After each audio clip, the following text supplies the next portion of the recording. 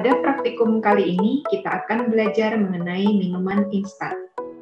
Metode yang biasa digunakan dalam pembuatan minuman instan adalah spray drying atau pengeringan semprot dan kristalisasi.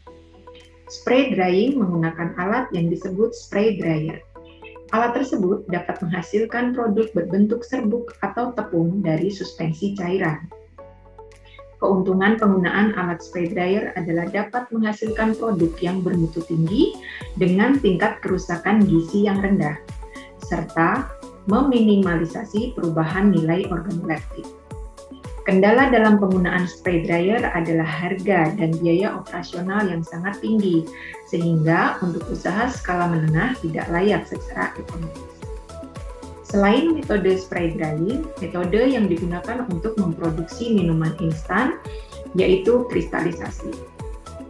Kristalisasi adalah proses terbentuknya kristal padat yang berasal dari suatu larutan yang homogen. Metode kristalisasi didasarkan pada pemanfaatan sifat gula pasir atau sukrosa yang dapat kembali membentuk kristal setelah dicairkan. Secara umum, mekanisme kristalisasi terjadi saat sukrosa yang dipanaskan akan mencair dan bercampur dengan bahan lainnya. Ketika air menguap, maka sukrosa tersebut akan terbentuk kembali menjadi butiran-butiran padat. Sifat sukrosa sangat dipengaruhi oleh pH. Apabila pH larutan rendah atau asam, maka proses kristalisasi tidak akan terbentuk dan larutan menjadi liat. Oleh karena itu, semua bahan pangan yang akan dijadikan minuman instan tidak boleh memiliki rasa asam. Kelayakan minuman instan sebagai minuman kesehatan harus memenuhi persyaratan mutu sesuai dengan bentuk dan jenisnya.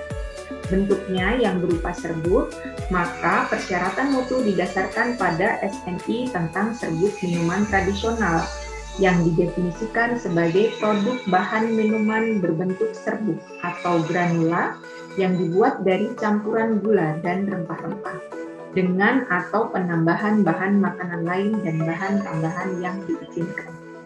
Untuk lebih jelasnya, saksikan video berikut dan jangan lupa untuk membuat laporan praktikum berdasarkan panduan. Semangat belajar! Praktikum kali ini adalah pembuatan minuman instan. Tujuan dari praktikum adalah yang pertama, mengetahui tahap-tahap proses pembuatan minuman jahe instan. Kedua, mengetahui fungsi bahan-bahan yang digunakan dalam proses pembuatan jahe instan. Ketiga, mengetahui faktor yang mempengaruhi pengolahan minuman jahe instan. Dan keempat, mengetahui karakteristik mutu hasil pengolahan minuman jahe instan.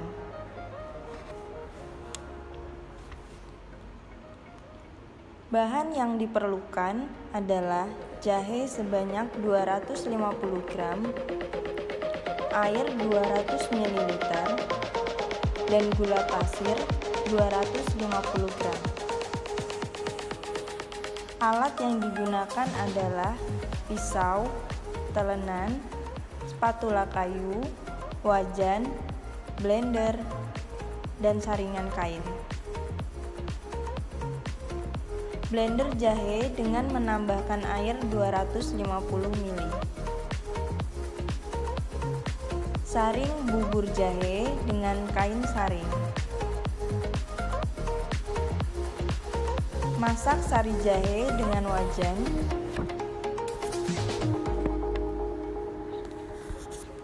Masukkan gula pasir sedikit demi sedikit ke dalam sari jahe.